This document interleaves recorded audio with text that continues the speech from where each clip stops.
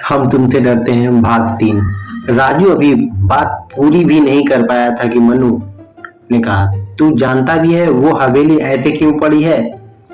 भोले ने कहा, हाँ हमने पता किया है, क्योंकि गांव वाले समझते हैं कि वहां भूतिया हवेली है। मनु ने कहा, अबे निकम्मो, गांव वाले समझते नहीं बल्कि ये सच है कि वहां पर कामनी नाम की भूतनी रहती है। राजू बोला, क्या यार, तू आजकल के दौर में भी यह सब बात मानता है?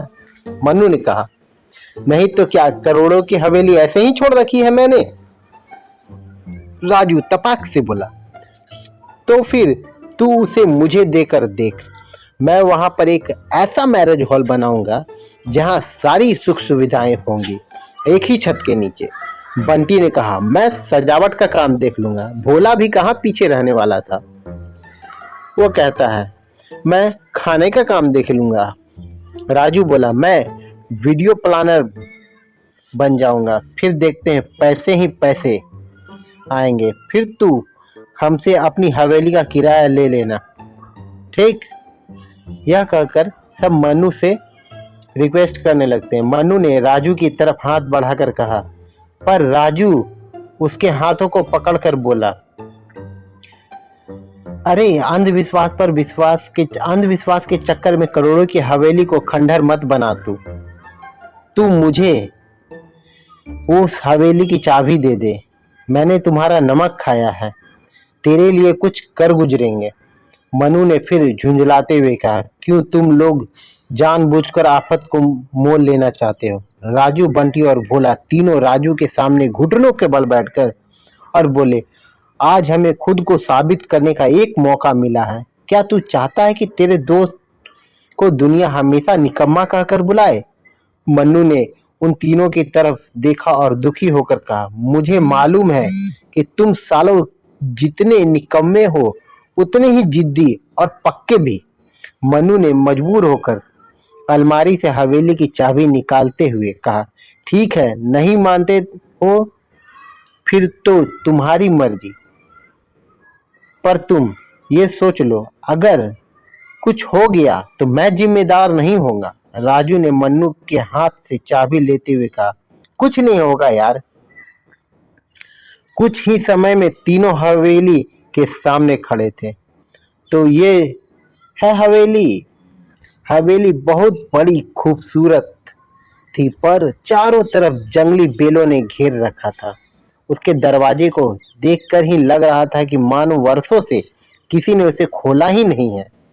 राजू ने जैसे ही ताले में चाबी को डाला, अचानक जोर से हवा चलने लगी। भोले ने कहा, अचानक ये मौसम कैसे बदल गया? बंटी ने आसमान की तरफ देखा और कहा, लगता है बारिश होने वाली है। आसमान में एक भी तारा नजर नहीं आ रहा। तब तक राजू ने ताला खोल दिया था और जैसे ही दरवाजा खुला, अंदर से एक ठंडी का हवा का झोंका आया। तीनों एक पल को सिहर उठे, लेकिन फिर हिम्मत करके अंदर गए।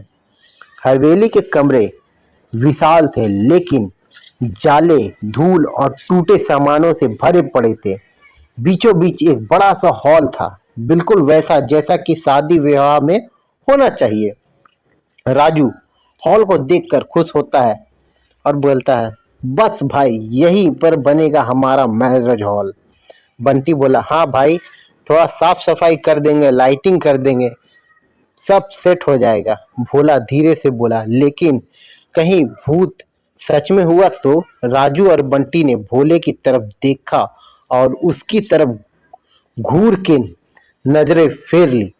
तभी अचानक ऊपर वाली खिड़की से एक आवाज आई, स्वागतम। पहले तो तीनों को विश्वास नहीं हुआ, इसलिए एक दूसरे से पूछने लगे, क्या कुछ सुना?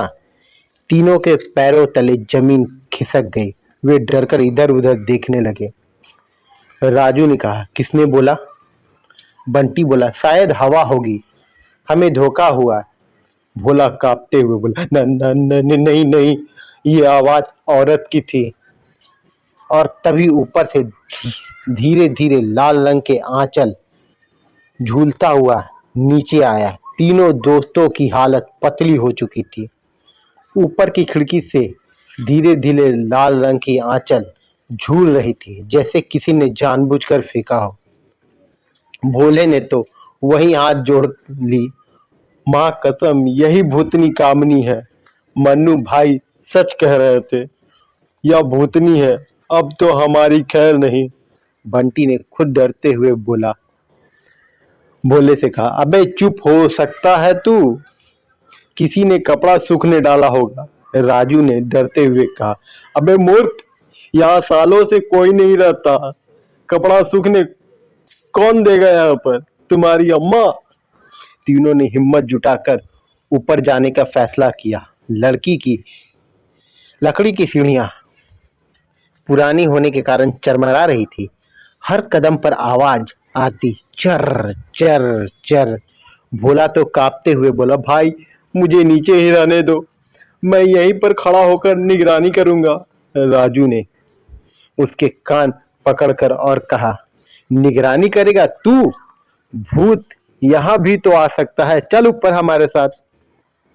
तब तीनों ऊपर पहुंचे तो देखा कि खिड़की के पास सचमुच एक लाल आंचल लटका हुआ था और हवा के झोंके से झूल रहा था।